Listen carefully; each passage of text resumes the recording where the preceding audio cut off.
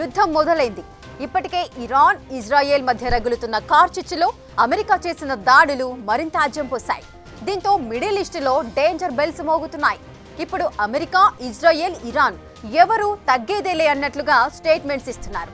దీంతో ఎప్పుడేం జరుగుతుందో తెలియని పరిస్థితి. ఇంతకీ అమెరికా చేసిన దాడులు యుద్ధం అంతానికా, ఆరంభానికా?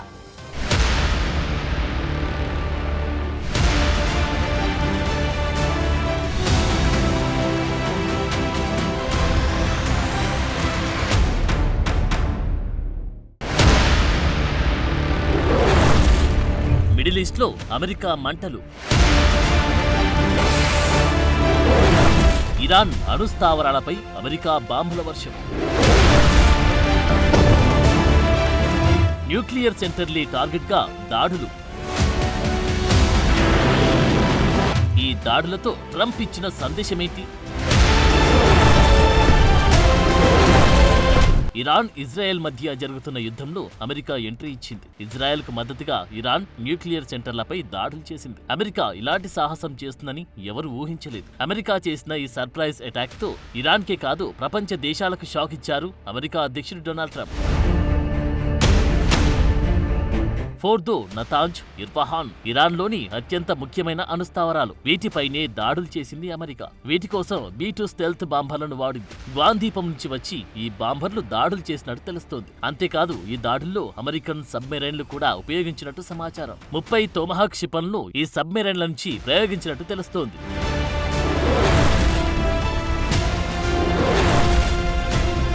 నిజానికి ఏ అణుకేంద్రం ఎక్కడుంది, అందులో ఏం జరుగుతుంది అనే విషయాన్ని ఇజ్రాయెల్ ఇంటెలిజెన్స్ కు తెలుసు. కానీ వాటిపై దాడి చేసే సత్తా ఇజ్రాయెల్ వద్ద లేదు. ఎందుకంటే ఇవి భూమికి చాలా లోపల నిర్మించారు. వాటిని ఛేదించగల బంకర్ బస్టర్ బాంబులు ఇజ్రాయెల్ వద్ద లేవు. అందుకే అమెరికా దాడులు చేయాలని కోరుతూ వచ్చింది ఇజ్రాయెల్. ఇప్పుడు ఆ మాటను నిజం చేసింది అమెరికా.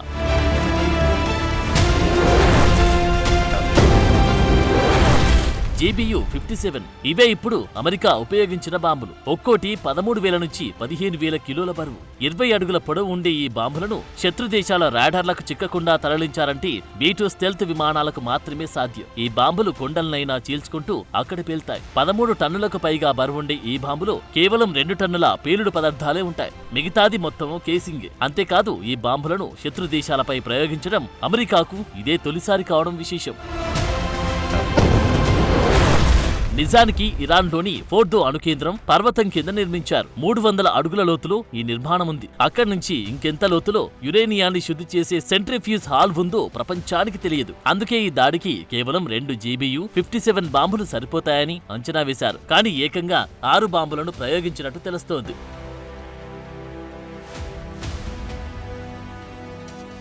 ఒక్కో B-2 బాంబర్ కేవలం 2 GBU-57 బాంబులను మోసుకెళ్లగలదు. దీనిని బట్టి చూస్తే 2 కంటే ఎక్కువ B-2 బాంబర్లను ఉపయోగించినట్టు అర్థమవుతుంది. అయితే ఈ బాంబర్లు గ్వామ్ ఎయిర్ బేస్ నుంచి తరలించారా లేక డియాగో గార్సియా బేస్ నుంచి తరలించారా అనేది క్లారిటీ లేదు. కానీ ఎక్కువ శాతం ఈ బాంబర్లు డియాగో నుంచి వచ్చి దాడులు చేసి తిరిగి వెళ్లినట్టు అంచనా వేస్తున్నారు. ఏ బేస్ నుంచి ఈ బాంబర్లు బయలుదేరినా కొన్ని వేల కిలోమీటర్లు ప్రయాణం చేయాల్సి ఉంటుంది. ఈ మధ్యలో అనేక దేశాలున్నాయి. కానీ ఏ దేశ డిఫెన్స్ వ్యవస్థ కూడా వీటిని గమనించలేకపోయాయి. దాదాపుగా 18 గంటల పాటు ఈ బాంబర్లు నాన్ స్టాప్ గా ప్రయాణించినట్టు తెలుస్తోంది.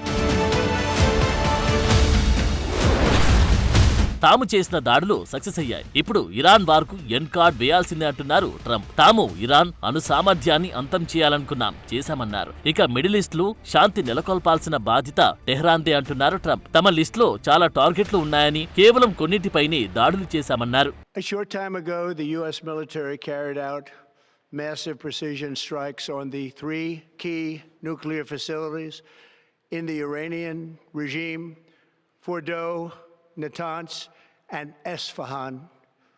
Everybody heard those names for years as they built this horribly destructive enterprise.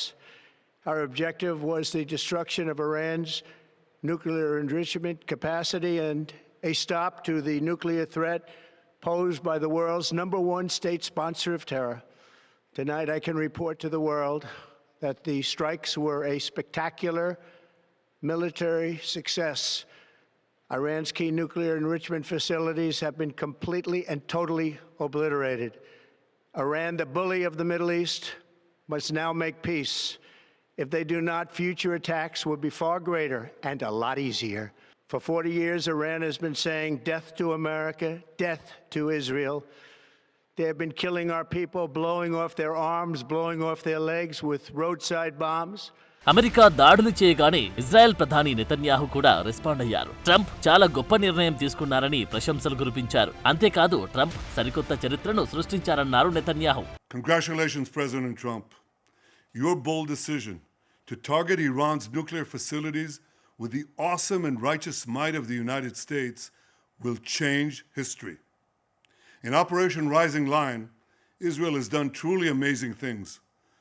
But in tonight's action against Iran's nuclear facilities, America has been truly unsurpassed.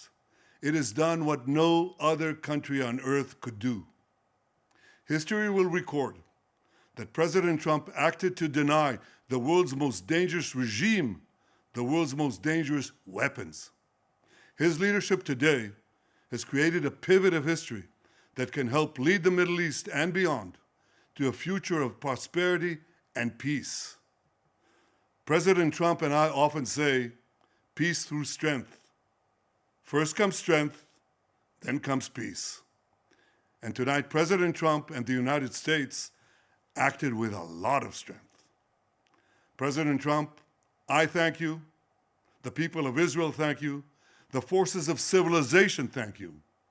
God bless America. God bless Israel.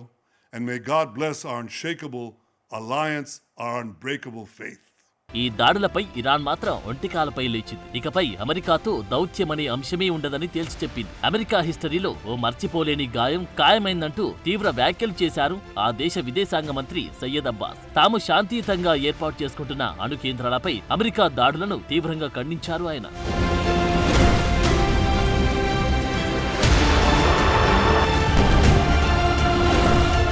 మరి America దాడుల్లో నిజంగా Iran అణు కేంద్రాలు ధ్వంసమయ్యాయా? అసలు ప్రపంచాన్ని దాడుల విషయంలో Trump ఏ విధంగా ఏమార్చారు? ఇప్పుడు ఇరాన్ ఒంటరిగా మారిందా లేక కొన్ని దేశాలు తోడుగా రానున్నాయా? అమెరికా దాడులు ఇప్పుడు మూడో ప్రపంచ యుద్ధానికి తెరలేపాయా? దాడులు చేసి ఇప్పుడు ట్రంప్ జపిస్తున్న శాంతి మంత్రం వర్కౌట్ అవుతుందా?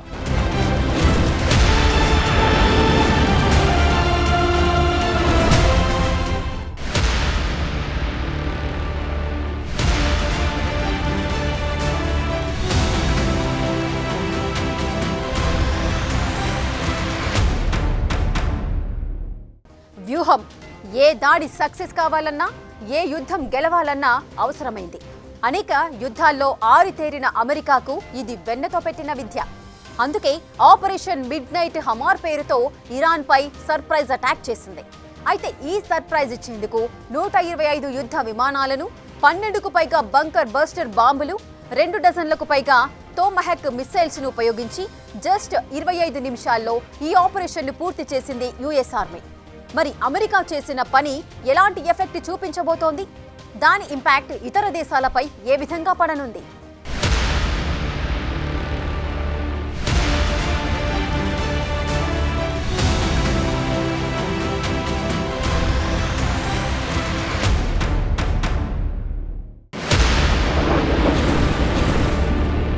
అమెరికా ఇరాన్లోని అణు కేంద్రాలపై దాడులు చేసింది నిజమే, కానీ అవి ఎంతమాత్రం సక్సెస్ అయ్యాయనేది ప్రస్తుతం మిస్టరీగానే ఉంది. దాడులు సక్సెస్ అయ్యాయని ఇప్పటికే ట్రంప్ ప్రకటించారు, కానీ ట్రంప్ మాటలను ఎంత మేరకు నమ్మాలి అనేది కాస్త అనుమానమే. ఎందుకంటే గతంలో ఆయన చేసిన వ్యాఖ్యలే దానికి నిదర్శనం. మరోవైపు అమెరికా చేసిన దాడుల్లో తమకు పెద్ద నష్టం ఏమీ జరగలేదని ఇరాన్ ప్రకటించింది.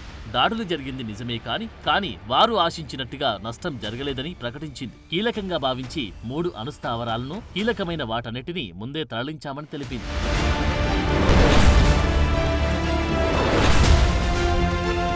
ఇక్కడ 2 కీలకమైన విషయాలున్నాయి. ఒకటి, ఇరాన్ ఇజ్రాయెల్ యుద్ధంలో జోక్యం చేసుకునే విషయంలో తుది నిర్ణయం తీసుకునేందుకు 2 వారాల సమయం తీసుకుంటాను అని చెప్పారు ట్రంప్. కానీ 2 రోజుల్లోనే దాడులకు గ్రీన్ సిగ్నల్ ఇచ్చారు. నిజానికి ప్రపంచాన్ని ట్రంప్ ఏమార్చారు. 2 వారాల సమయం ఉందని ఇరాన్ భావించింది. ఆలోపు ఏదైనా నిర్ణయం తీసుకోవచ్చు, లేదా ఇజ్రాయెల్పై దాడులు తీవ్రతరం చేయవచ్చు అని భావించింది. అంతేకాదు వెంటనే దాడులను ఆపేయాలంటూ సంధి ప్రస్తావన కూడా తీసుకొచ్చింది. కానీ ట్రంప్ మాత్రం 2 రోజుల్లోనే దాడులు చేసి షాక్ ఇచ్చారు. నిజానికి ఈ దాడిని ఇరాన్ అసలు ఊహించి ఉండదు.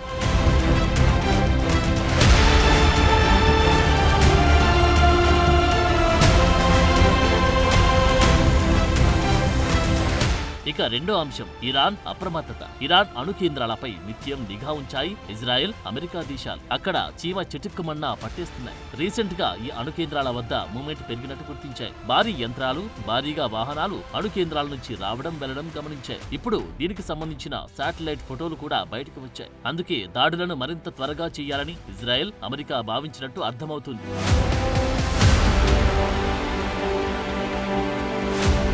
అమెరికన్ ఆర్మీ కూడా శత్రు దేశాలను ఏమార్చడంలో సక్సెస్ అయింది. వైట్ మ్యాన్ ఎయిర్ బేస్ ఇది B2 స్టెల్త్ బాంబర్ల ఫ్లీట్ కు హోమ్ బేస్. ఇక్కడే 19 B2 స్టెల్త్ బాంబర్లుంటాయి. ముందుగా ఇక్కడ నుంచి 2 B2లు టేకాఫ్ అయ్యాయి. అక్కడి నుంచి పసిఫిక్ సముద్రం వైపు వెళ్లాయి. ఈ సమయంలో గాల్లోనే పలుసార్లు ఇంధనం నింపుకున్నాయి. ఇదే సమయంలో డియాగో గార్సియా నుంచి మరో 2 B2లు టేకాఫ్ తీసుకున్నాయి. అంతకు ముందే మరో B2 గ్రూప్ కూడా చక్కర్లు కొట్టడం ప్రారంభించినట్టు తెలుస్తోంది. మొత్తానికి ఎవరైనా వీటన్నిటిని ట్రాక్ చేసినా రొటీన్ ఎక్సర్సైజ్ లా కనిపించేలా ప్లాన్ చేసింది అమెరికన్ ఆర్మీ.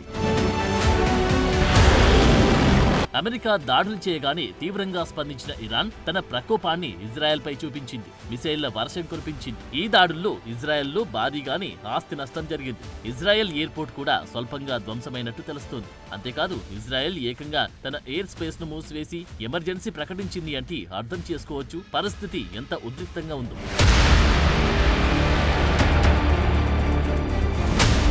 అమెరికా ఇరాన్ పై దాడులు చేస్తే రెడ్ సీలోని అమెరికా నౌకలపై దాడులు చేస్తామని ఇప్పటికే హౌతీలు ప్రకటించారు. ఇప్పుడు తాము దాడులు చేసేందుకు సిద్ధంగా ఉన్నామంటూ ప్రకటించారు. అంతేకాదు అమెరికా బేస్లపై దాడులు చేస్తామని ఇరాన్ ప్రకటించింది. ఇక ఇరాన్ హార్ముజ్ జలసంధిని మూసివేసే అవకాశాలు కనిపిస్తున్నాయి. అదే జరిగితే చమురు సరఫరా నిలిచిపోయే అవకాశం ఉంది. నిజంగా మూసివేయకుండా మూసివేస్తానని ఇరాన్ అధికారికంగా ప్రకటిస్తే చాలు అంతర్జాతీయంగా చమురు ధరలు పెరిగే అవకాశం ఉంది.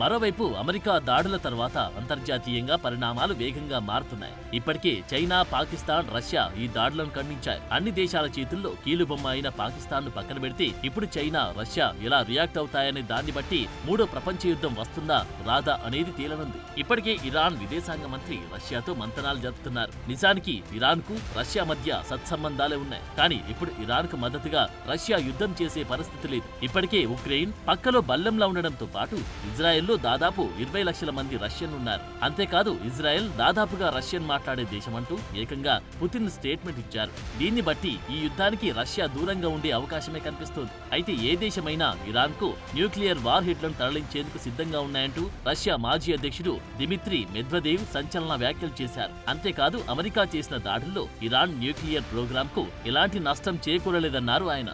ఇక చైనా సంగతి తెలిసింది. తనకు కనీసం పైసా అయినా లాభం లేకపోతే ఏ పని చేయదు. అలాంటిది ఏకంగా అమెరికా ఇజ్రాయెల్ కు వ్యతిరేకంగా యుద్ధంలో కలిసి అడుగులు వేసే అవకాశమే లేదు. నిజానికి ఇరాన్ లో చైనాకు చెందిన రీసెర్చ్ సెంటర్లున్నాయి. వాటి జోలికి రానంత వరకు చైనా అసలు జోక్యం చేసుకునే అవకాశమే లేదు. ఇక అరబ్ దేశాలన్నీ ఇప్పటి వరకు అమెరికాకే మద్దతుగా నిలుస్తున్నాయి. ఒకవేళ అమెరికాకు వ్యతిరేకంగా ఏవైనా అడుగులు వేస్తే మాత్రం వాటి మధ్య కొరివి రాజేయడం అమెరికాకు పెద్ద పని కాదు.